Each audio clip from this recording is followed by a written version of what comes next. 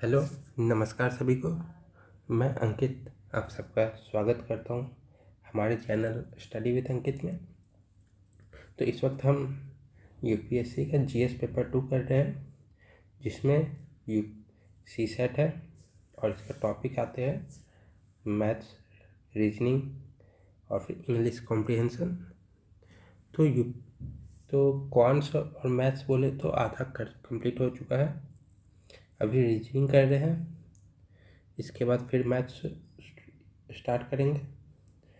तो रीजनिंग में sitting arrangement अभी तक किए हैं, कंपैरिजन ऑफ रैंक और ब्लड रिलेशन कर रहे हैं। तो आज हर टाइप के क्वेश्चन करेंगे। तो शुरू करते हैं आज के पहले क्वेश्चन से। तो पहला क्वेश्चन कुछ इस प्रकार है कि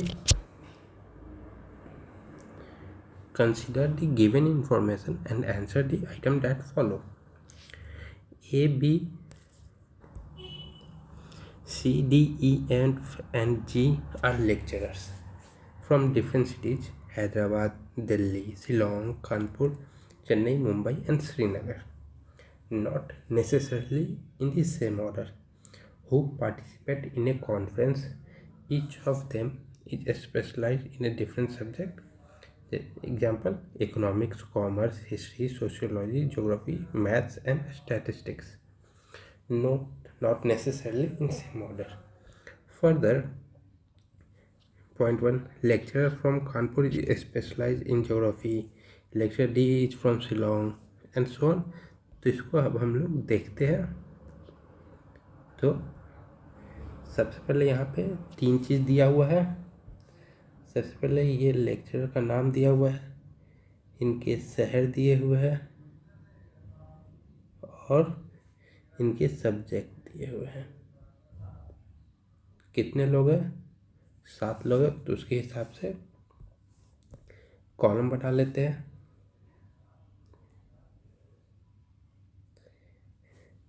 यहाँ पे लेक्चर हो जाएंगे, फिर सिटी, फिर उनके सब्जेक्ट। ठीक है 7। तो ये पहला, ये दूसरा, थर्ड, फोर्थ, फिफ्थ, सिक्स्थ और ये लास्ट 7th। तो 7 के लिए हो गए। अब सबसे पहले शुरू करते हैं लेक्चर के नाम से। तो लेक्चर का नाम तो लिख देते, क्योंकि ये तो चेंज होने वाला नहीं है, क्योंकि एक चाहिए हमें जो सीरियल वाइज हो, ताकि नोट करने में आसान हो। तो अब सबके शहर के नाम है और सब्जेक्ट है। तो पहला दिया हुआ है पॉइंट 1 में, lecturer from Kanpur is specialise in geography. ठीक है, तो जो कानपुर से है वो कानपुर वाले को ज्योग्राफी आता है।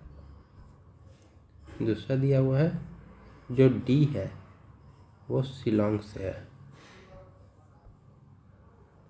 तो यहाँ पे एक बार ये कर देते हैं, सिटी, सब्जेक्ट, ताकि आसानी हो पता चलने में।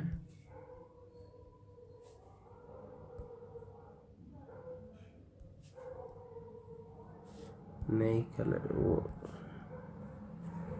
ठीक है।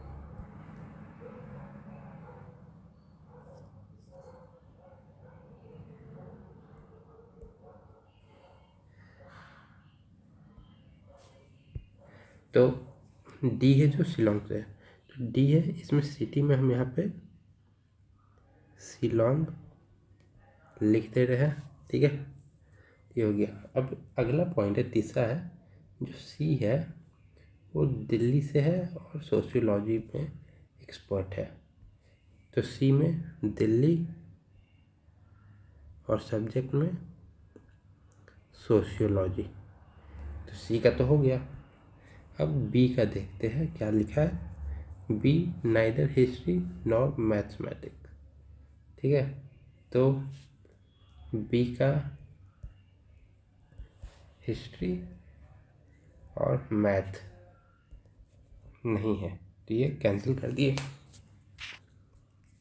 ठीक है, अब अगला A who is specialized in economics, लेकिन हैदराबाद से नहीं है। ए इसमें इकोनॉमिक्स सब्जेक्ट यहाँ पे इकोनॉमिक्स कर दिए। ए यहाँ पे हैदराबाद से नहीं है। ठीक है, अब आते हैं अगले पे। एफ कहाँ से है? कॉमर्स से है, belong specialise in commerce and belong to Srinagar. तो एफ में जाएंगे, सब्जेक्ट क्या हो जाएगा? कॉमर्स, और यहाँ पे है श्रीनगर। अभी जी है स्टैटिस्टिक्स और चेन्नई। जी स्टैटिस्टिक्स एंड चेन्नई। अब हमारे पास बचा क्या है? सब्जेक्ट में क्या क्या बचा है? एक हाँ, सब्जेक्ट में हमारे पास हिस्ट्री है, मैथ है, ज्योग्राफी है। History, math, geography.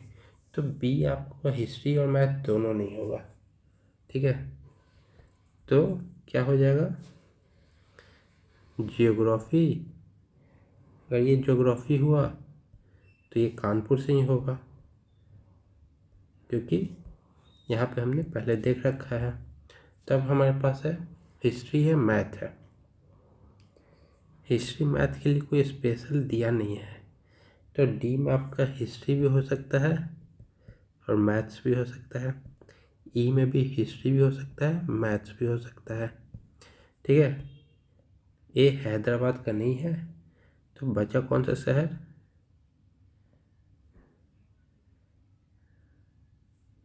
मुंबई। तो ए हो जाएगा मुंबई से, और ई हो जाएगा हैदराबाद। ठीक है, ये तो हमारा सॉल्व हो गया। ये तो हो गया। अब देखते हैं क्वेश्चन। तो पहला क्वेश्चन है who is specialise in geography. Geography में कौन स्पेशलाइज है? तो ज्योग्राफी देखते हैं बी के पास है, तो यहाँ पे ऑप्शन हो जाएगा बी। अगला क्वेश्चन देखते हैं to which city does the lecturer specialise in economics belong to. जो इकोनॉमिक्स का है वो कौन से शहर से है? तो इकोनॉमिक्स कहाँ गया? ए मुंबई से है, तो देखते हैं यहाँ पे मुंबई है। हाँ, तो टू यहाँ पे दूसरे का हो जाएगा बी मुंबई। अगला क्वेश्चन देखते हैं who of the following belong to Hyderabad. Hyderabad से कौन है? ई, तो थ्री का भी बी हो जाएगा कि वो हैदराबाद से है।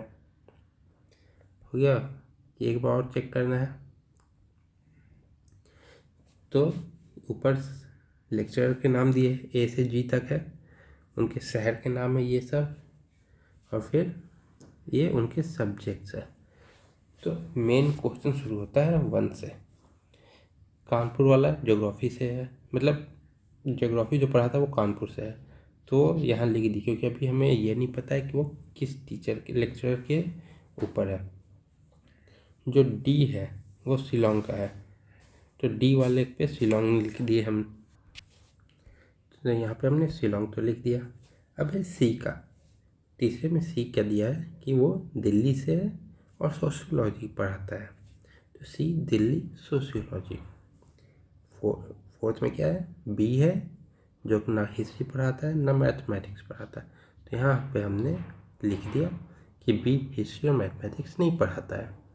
अगले पे आते ए, जो इकोनॉमिक्स पढ़ाता है बट हैदराबाद से नहीं है, तो इकोनॉमिक्स का तो हमने ए का कहाँ गया? ए का इकोनॉमिक्स हमने यहाँ लिख दिया, पर हैदराबाद में नहीं रहता, वो यहाँ पे मेंशन कर दिया।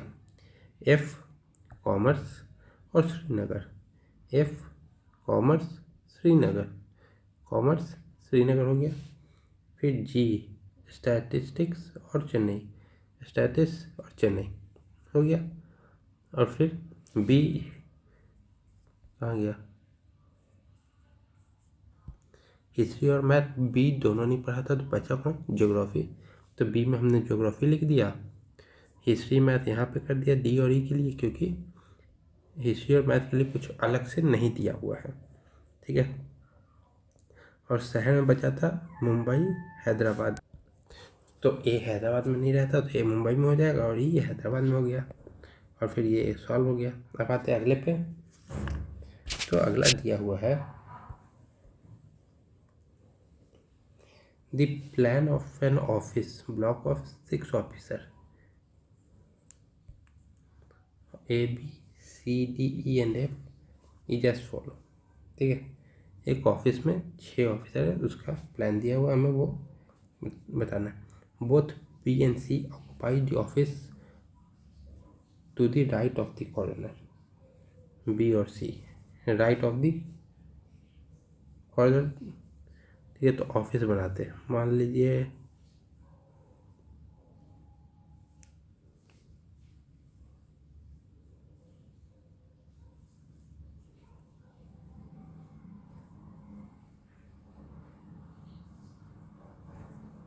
ये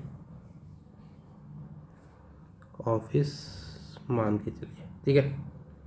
ऑफिस का बीच में गेट दे देते हैं,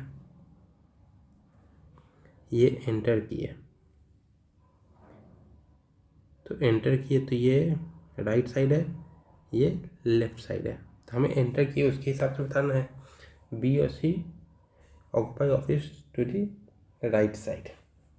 ठीक है। तो बी और सी इस राइट साइड होगा।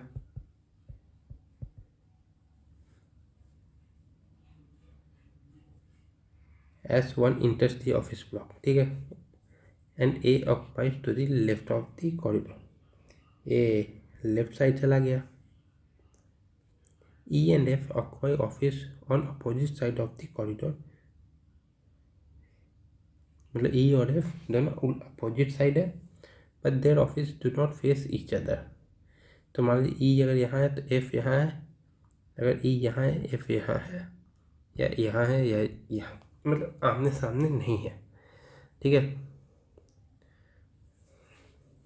तो हमने देखा क्या क्या, बी और सी राइट साइड में, A left side, E F opposite side of the corridor, their face do not face each other. The office of C and D faces each other, मतलब C और D आमने सामने है। ठीक है। E does not have a corner office, तो मतलब ई या तो यहाँ है या तो यहाँ है। ठीक है। F office is further down the corridor then A के बाद एफ आता है, ए आएगा फिर एफ आएगा, but on the same side. Okay. A और एफ सेम साइड में है। तब हम यहाँ पे देखेंगे कि 6 लोग हैं तो 3-3 का ग्रुप बनेगा।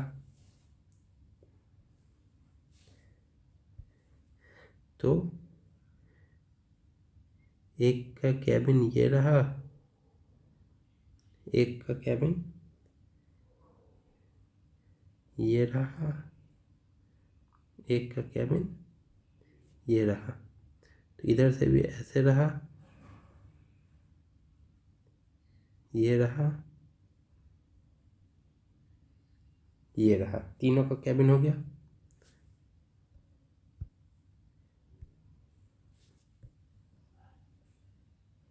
तो ये हमारा कैबिन बन गया है।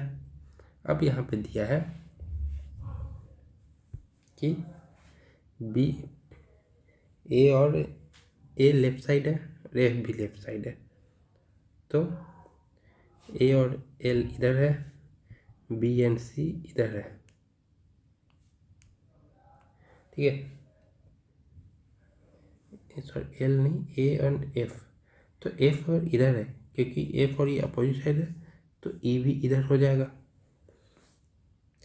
तो और सी और डी, तो सी इधर है तो डी इधर होगा, तभी अपोजिट मतलब एक दूसरे को फेस करेगा। तो ये हो गया। ई के पास कॉर्नर ऑफिस नहीं है, ठीक है, तो ई यहाँ पे आएगा क्योंकि इसके पास कॉर्नर ऑफिस नहीं है क्योंकि ये दिया हुआ है, ठीक है। ई हो गया, तो एफ या तो यहाँ आएगा या तो यहाँ आएगा, पर ये दिया हुआ है कि एफ का जो ऑफिस है ये ए के नीचे है, तो अगर ए यहाँ होगा तो यहाँ पे आएगा, तो यहाँ आ नहीं सकता, तो यहीं पे आएगा एफ का, एफ यहाँ पे। तो सी और डी के लिए एक ही जगह बचा जो आमने सामने होगा, सी डी। अब ए और बी बचा, तो ए यहाँ पे, बी यहाँ पे, हो गया। फिर से देख लेते हैं।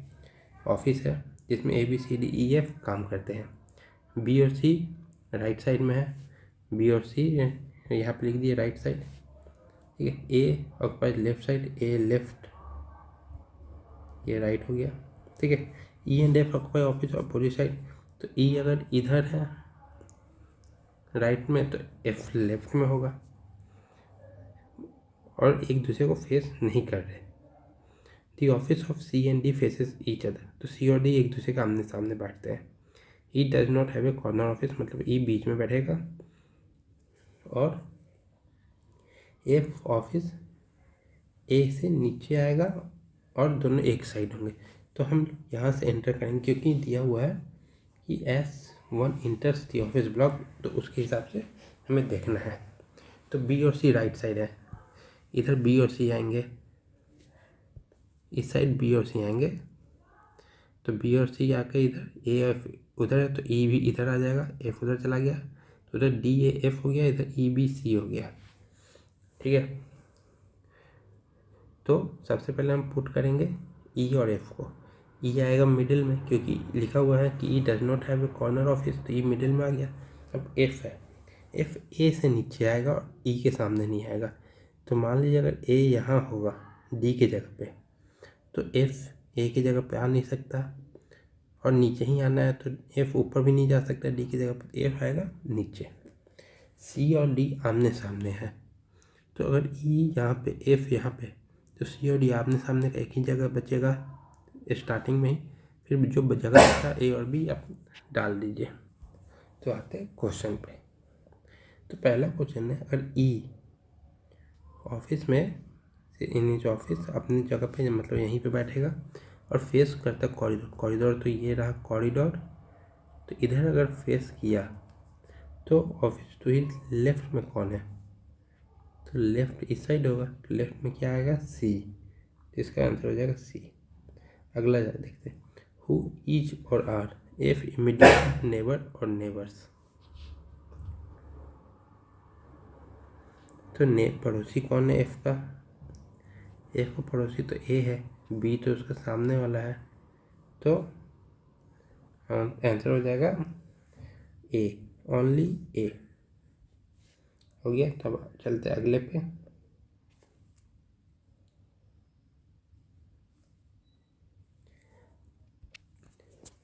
तो क्वेश्चन है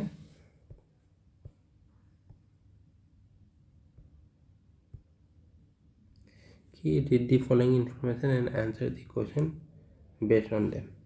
ए combination of 3 fabric is to be chosen out 7 fabric, तो ये जो 7 फैब्रिक है इसमें से कोई भी 3 को चुनना है, 3 का मतलब कॉम्बिनेशन बनाना है जिससे हम रूम को डेकोरेट कर सके। तो कंडीशन हमारा क्या है दिया हुआ नीचे, इफ़ एफ और G is chosen the other must also be chosen. तो कह रहा है कि अगर हम एफ को सिलेक्ट कर रहे हैं तो जी को भी सिलेक्ट करना है, और अगर जी को सिलेक्ट कर रहे हैं तो एफ को भी करना है। तो पहले से तो ये आ रहा है, अब दूसरे में क्या बोल रहा है, एच है और जे है, ये एक साथ नहीं हो सकते, ठीक है। या तो एच और जे, एच जे साथ में नहीं। तीसरा क्या कर रहा है, आइदर एफ और एच और बोथ, मतलब या तो एफ और एच और एफ एच दोनों चाहिए। ठीक है, तब हम इसको जब सॉल्व करेंगे तो क्या होगा देखते हैं। विच of the following confirm the condition. ठीक है, तो इसको तो हम आंसर के साथ देखेंगे। पहला ऑप्शन एफ एच जे, इसमें एच जे भी है, तो एच जे साथ में नहीं हो सकता, तो ये कैंसिल। बी पे जाते एफ के एल, एफ है तो जी होना ज़रूरी है, पर जी है नहीं, ये भी नहीं होगा। जी है यहाँ पे तो एफ होना चाहिए, एफ नहीं है तो ये भी नहीं होगा। एच के एम, के और एम का तो कुछ दिया नहीं है। एच अकेले भी हो सकता है, एफ के साथ भी हो सकता है, पर जे नहीं होना चाहिए। जे नहीं है, एच है, एफ है नहीं है तो भी चलेगा, के और एम है, तो इसका ऑप्शन हो जाएगा डी। अब आता है अगले पे। तो क्वेश्चन है यहाँ पे, if J is chosen which of the following could also be chosen. अगर जे को सिलेक्ट किया जा रहा है तो कौन सा और सिलेक्ट हो सकता है। एच तो नहीं होगा, और जे सिलेक्ट हो रहा है एच नहीं होगा, तो एच यहाँ पे है, एच यहाँ पे है, तो कैंसिल करेंगे, कैंसिल करेंगे।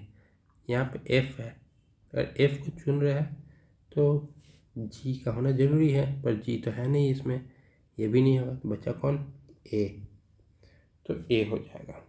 ठीक है, अब मान लीजिए इफ़ के इज चूजन, के को चूज किया गया, तो कौन सा होना ज़रूरी है इसमें से। तो चलिए देखते हैं। तो पहला 3 कैंसिल कर दीजिए कि ये नहीं होगा, क्यों, क्योंकि एफ है, जी नहीं है, जहाँ जी है वहाँ एफ नहीं है, तो इक्वेशन 1 पहला ही देख लीजिए, एफ और जी के साथ होना ज़रूरी है। एफ है तो जी होगा, जी है तो एफ होगा, पर यहाँ पे नहीं हो रहा है, तो यहाँ पे मतलब वो कंडीशन फॉलो नहीं हो रहा, तो ऑप्शन डी हो जाएगा इसका आंसर। अब चलते अगले पे। तो कह रहा है इसमें कि 6 सॉकर टीम है, A B C D E and F, all 6 team play each Saturday during the season, each team play against each other team once and only once during the season. ठीक है, तो total कितने game हो जाएंगे। तो total game निकालने के लिए हमें करना होगा कि ए बी है, सी है, डी है, ई है, एफ है। ए एक मैच खेला, 2 3 4 5 खेला, बी इसके साथ तो ए के साथ काउंट हो चुका है, तो कितना खेलेगा, 1 2 3 4। सी कितना खेला, तो सी ए से भी काउंट हो गया, बी से भी काउंट हो गया, तो बचे कितने, 3। डी का कितना बचा, 2, ई का कितना बचा, 1, तो टोटल 15 गेम्स ये लोग खेलेंगे। ऐसे ये तो ऐसे हो गया, या तो फिर अगर फार्मूला से करना है तो इसको हम लोग ऐसे भी कर सकते हैं। 6 गेम है, 6 हो गया, इसका फार्मूला होता है n factorial divided by r factorial n minus r factorial. ये n है, ये r है, इसको सॉल्व कीजिएगा तो 15 ही आएगा।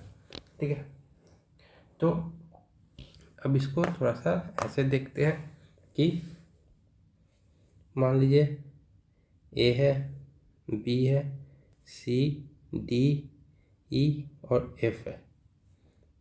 पहला सैटरडे, दूसरा सैटरडे, तीसरा सैटरडे, चौथा सैटरडे मान लेते हैं। अब यहाँ दिया है if team a play against team D first and team F second. ठीक है, तो कह रहा है कि टीम ए सबसे पहले डी से खेलती है, फिर एफ से खेलती है, फिर सेकेंड बी, और बी क्या करती है, सबसे पहले ई से खेलती है और तीसरे में सी से खेलती है। तो पहले में ई, सेकेंड में नहीं, तीसरे में सी,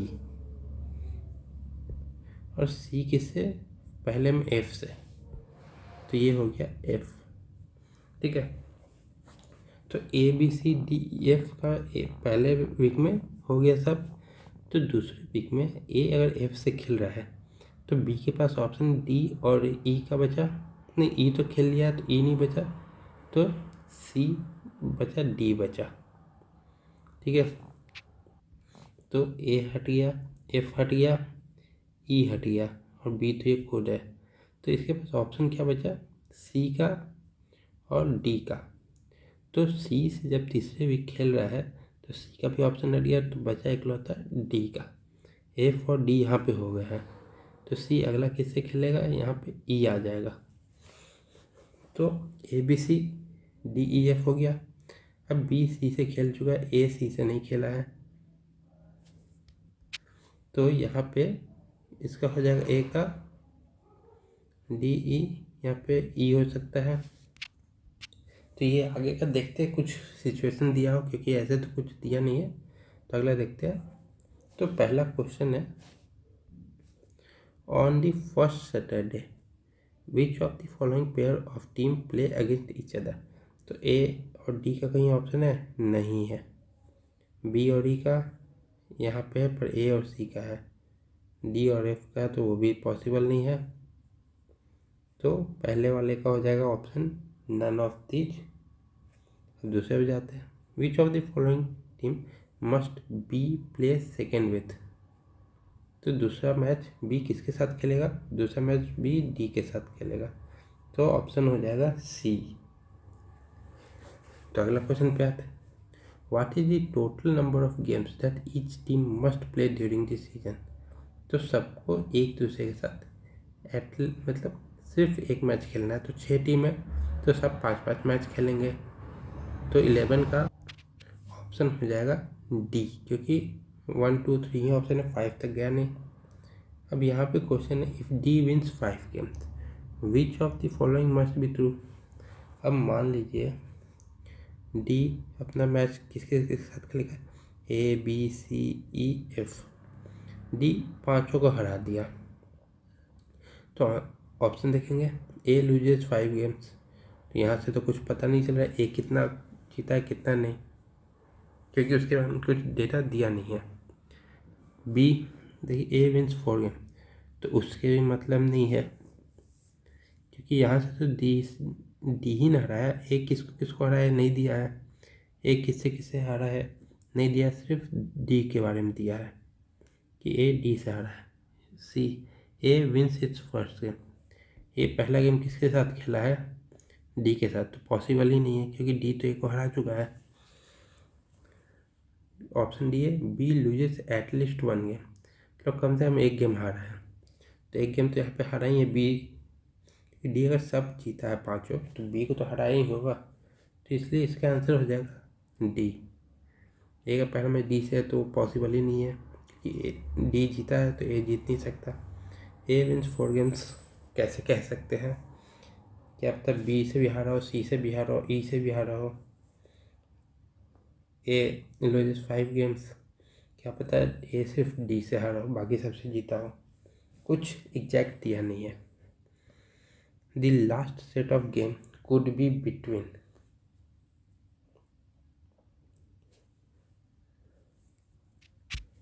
तो इसको देखेंगे लास्ट सेट ऑफ गेम किसके किसके बीच होगा। तो यहाँ पे कुछ ऐसा दिया नहीं है कि हम डायरेक्ट पहुँच सके, तो हमें एलिमिनेट करना पड़ेगा। तो पहला क्या है? A B C F D E. तो A B C F D E,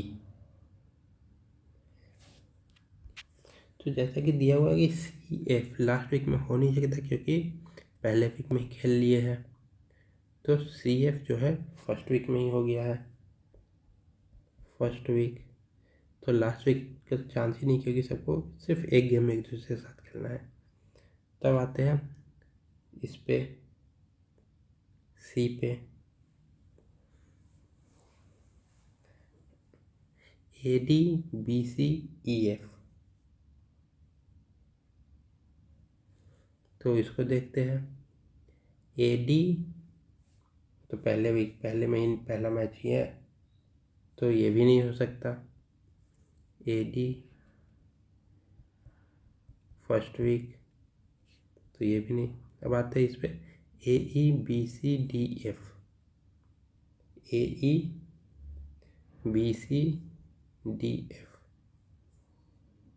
AE नहीं है, B और C तीसरे वीक में है, तो लास्ट वीक जाएगा नहीं, क्योंकि टोटल 5 तक जाने हैं हमें,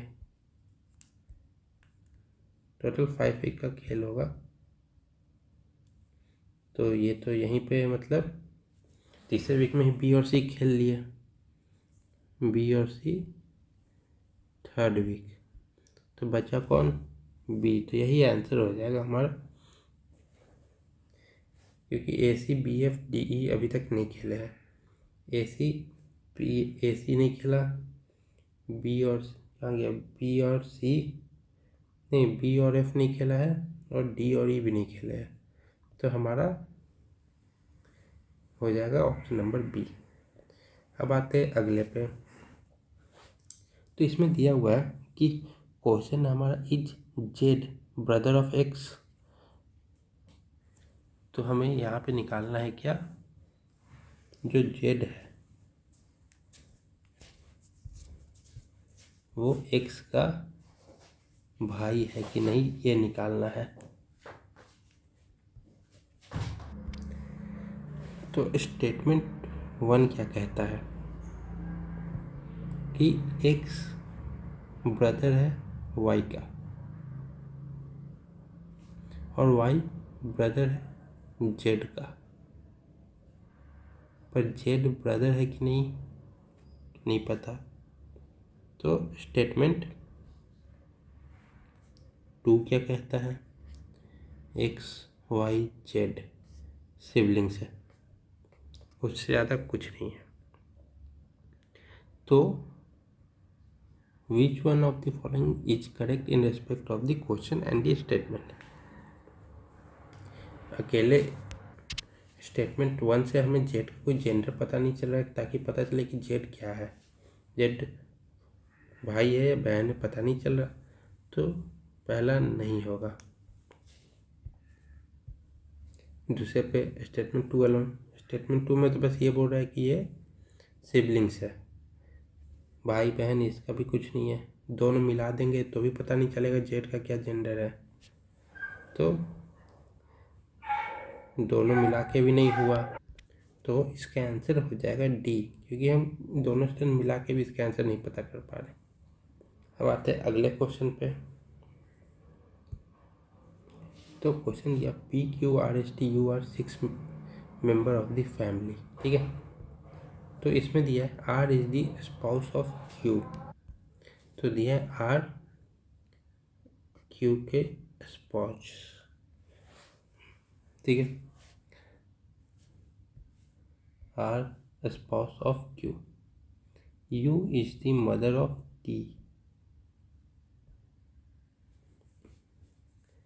U is the mother of T, तो U का जेंडर दिया है, and S is the daughter of U, तो S U की डॉटर है, तो S और T सिबलिंग होगा, और S का जेंडर है फीमेल।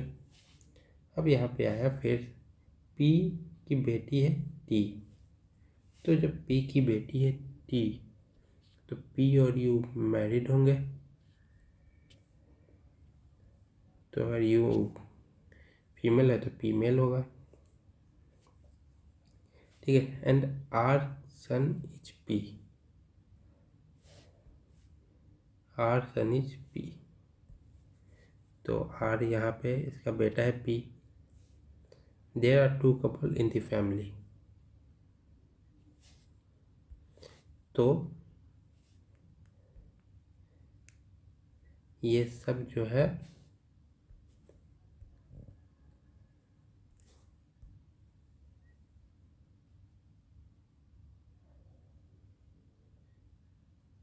यहाँ पे आ जाएंगे।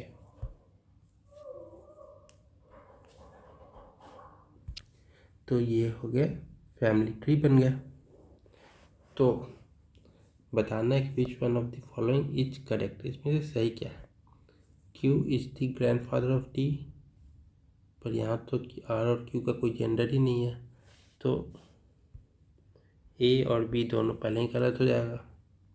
Are is the mother of Q, R का भी नहीं है कोई gender. T is the granddaughter of Q, हाँ टी का जेंडर है तो ये फीमेल है, तो ये ग्रैंड डॉटर होगी क्यू की, तो ऑप्शन नंबर डी करेक्ट है। अब आते हैं अगले क्वेश्चन पे। तो अगला क्वेश्चन है 8 student A B C D E F G and H sits around a circular table equidistant from each other. ठीक है, तो एक सर्कुलर टेबल बनाएंगे। ये सर्कुलर टेबल हो गया। अब इसमें 8 स्टूडेंट बैठे हुए, तो 8 स्टूडेंट के बैठने के लिए इंतज़ाम करेंगे।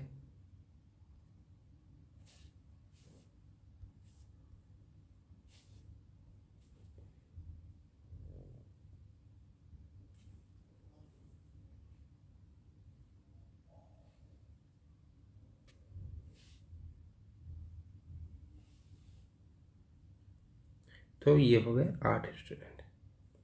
ठीक है,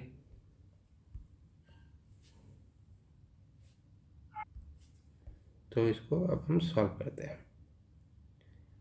तो सब सेंटर में देख रहे हैं, पर ज़रूरी नहीं है कि सब एक ही ऑर्डर में देखें। ठीक है,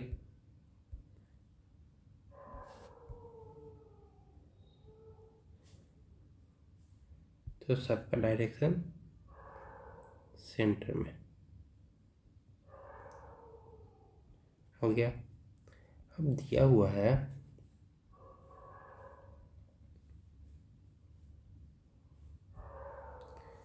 B and D sits neither adjacent to C, तो मतलब सी है उसके बगल में बी और डी नहीं होंगे।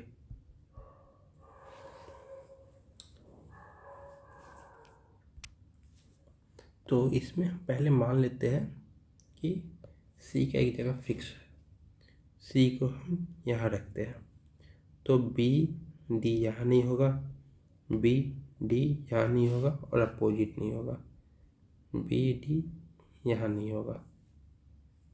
ठीक है,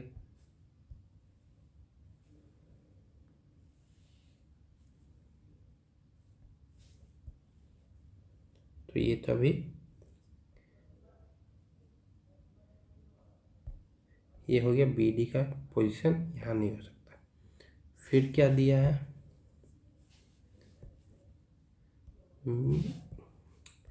B and D sits neither adjacent nor opposite, A sits in between E and D.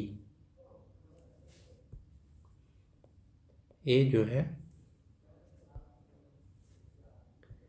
ई और डी के बीच में है, और एफ बी और एच के बीच में है, एफ है जो बी और एच के। ठीक है, तो मतलब जो होगा ऐसे लाइन से होगा, ऐसे लाइन से, या तो बी यहाँ नहीं होगा, और मान लीजिए अगर हम बी को यहाँ रखेंगे, एफ और एच यहाँ होगा, तो ई ए डी या डी ए ई, तो इसको पुट करते हैं। मान लीजिए कि डी हम यहाँ नहीं रख सकते, डी हमने यहाँ रखा, ए यहाँ पे होगा, ई यहाँ पे होगा, और एफ, और मान लीजिए बी एफ एच ऐसे रख देंगे क्योंकि बी यहाँ रख नहीं सकते, तो एफ बी एच। पर ये तो हो गया, पर बी तो हम यहाँ भी तो रख सकते हैं, बी एफ एच, तो इसके लिए हमें एक और कंडीशन देख लेना पड़ेगा। ये हुआ,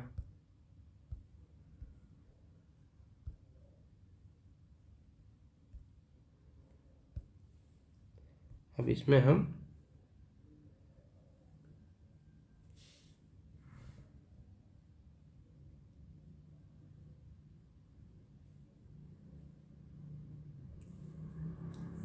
तो ये हो गया हमारा दूसरा, पर इसमें यहाँ पे सी होगा, बी और डी यहाँ पे भी नहीं, बी डी यहाँ पे भी नहीं, और बी डी यहाँ पे भी नहीं। तो अभी हमने ई ए डी ऐसे किया था, तो अब हम यहाँ पे कर सकते हैं बी एफ एच डी, यहाँ पे नहीं होगा तो डी ए ई, तो यहाँ पे जी हो गया। अब यहाँ पे हम देखते हैं कि ऑप्शन क्या क्या होगा। ये तो हमारा हो गया, तो जी यहाँ पे हो गया। तो ये दो कंडीशन बन रहे हैं, तो B sits in between A and G, नहीं, ए और जी के बीच में बी नहीं है, यहाँ भी नहीं है, तो ये गलत। सी सिट्स अपोजिट जी, यहाँ पे तो बैठ रहा है पर यहाँ पे नहीं बैठ रहा। E sits opposite to F, E C के अपोजिट, ई बी के अपोजिट है, ये भी नहीं। तो आंसर क्या हो जाएगा? D, none of this. तो आज के लिए इतना ही रखते हैं। Thank you so much. कोई डाउट हो कमेंट सेक्शन में पूछिए। तब फिर मिलते हैं कल अगली क्लास में, तब तक के लिए थैंक यू।